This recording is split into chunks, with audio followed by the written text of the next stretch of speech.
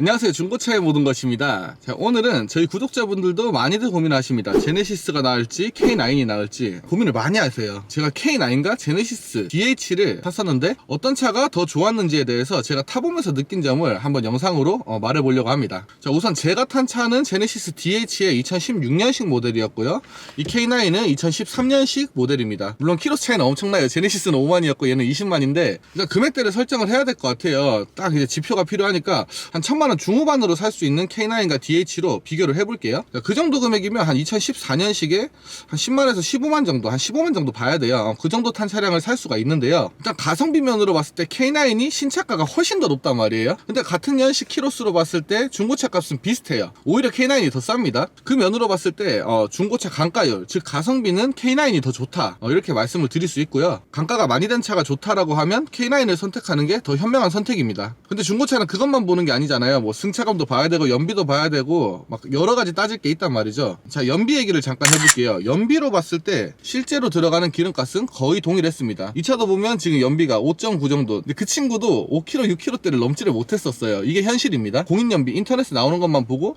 한 8km, 9km 나오지 않냐라고 하는 분들도 계신데, 시내 주행을 주로 하시는 분들이라면 솔직히 10km 가까이 나오기가 거의 힘듭니다. 자, 그리고 이런 대형차들 타시는 분들도 연비를 생각 안 할 거다라고 생각을 하는데 실제로는 연비를 생각을 은근히 많이 하세요. 그러니까 뭐 S클래스도 디젤차가 잘 팔리는 게 연비 때문에 그래요. 포르쉐, 뭐 S클래스, 하이브리드 나오니까 잘 팔리잖아요. 자, 그리고 이런 대형차를 타시는 분들은 가장 중요한 게 뭔가요? 승차감이잖아요. 이 승차감 면으로 봤을 때는 어떤 게 나을까요? 뭐 둘 다 좋아요. 둘 다 엄청 좋은 차고 한데 솔직히 K9이 한 수 위가 아닌가 싶습니다. 엔진이랑 미션의 방식은 똑같습니다. 그럼 뭐 G80이나 더 뉴 K9까지 넘어가도 똑같죠. 근데 차체가 달라요. 이 K9이 차체가 훨씬 더 큽니다. 사실 제네시스 DH나 G80 같은 경우는 실내 공간이 그렇게 엄청나게 넓은 차는 아닙니다. 사이즈가 오히려 그랜저 IG보다 좀 좁다는 느낌도 들어요. 그리고 대형차 하면 옵션이죠. 필수적인 옵션은 웬만한 건 다 들어가 있어요. 제네시스도 뭐 통풍 시트 기본 다 들어가 있고 전자식 파킹 브레이크 이런 거는 다 들어가 있습니다. K9도 마찬가지고요. 근데 좀 호화 옵션들은 K9이 더 들어가 있어요. 이런 천장에 스웨이드 이런 재질이나 포스트 도어 클로징이 있거든요.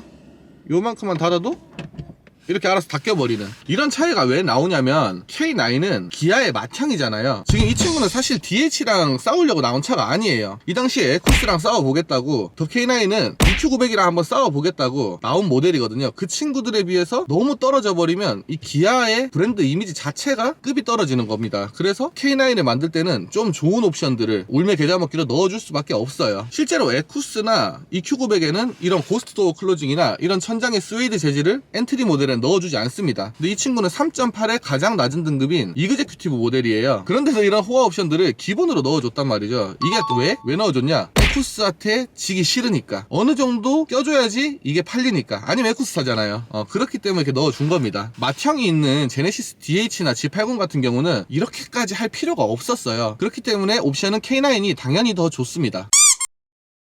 제가 만약에 5년 동안 한 차를 꼭 사야 된다면 이 K9이 좋은 건 맞지만 이 제네시스 DH, 이 제네시스라는 브랜드의 그 가치는 무시를 할 수가 없거든요. 하차감은 제네시스가 한 수 위입니다. 그래서 이 두 차종을 고민하는 분들이라면 이걸 좀 고민해보면 딱 좋을 것 같아요. 내가 원하는 게 적당한 옵션에 적당한 좋은 승차감에 하차감인지 브랜드 이미지인지, 좀 더 편안한 승차감과 좀 더 실내에서 호화 옵션들을 누리고 싶어, 이 차이가 가장 큰 차이거든요. 그 두 가지를 고민해보면 어떤 차를 사야 될지 답이 나옵니다. 저라면 사실 하차감은 크게 신경 쓰진 않아요. 그렇기 때문에 공간도 넓고 승차감도 좋고 옵션도 좋은 K9을 선택할 겁니다. 물론 제네시스가 나쁘다는 게 절대 아니에요. 제가 이 K9을 사기 전에도 이번에 G80 스포츠를 한번 꼭 타볼까? 어떡할까? 고민을 많이 하다가 K9을 선택을 한 거거든요. 너무 저렴해서 샀어요. 자, 아무튼 오늘 K9과 DH에 대해서 실제로 제가 차주로서 타보면서 느낀 점들을 설명해 드리는 시간을 가져봤고요. 이 두 차종에 대해서 고민이 있으신 분들에게 조금이나마 도움이 되었으면 좋겠습니다. 자, 오늘 영상은 여기까지 하고 마치도록 할게요. 다음번에 좀 더 재밌고 좋은 컨텐츠로 돌아오겠습니다. 감사합니다.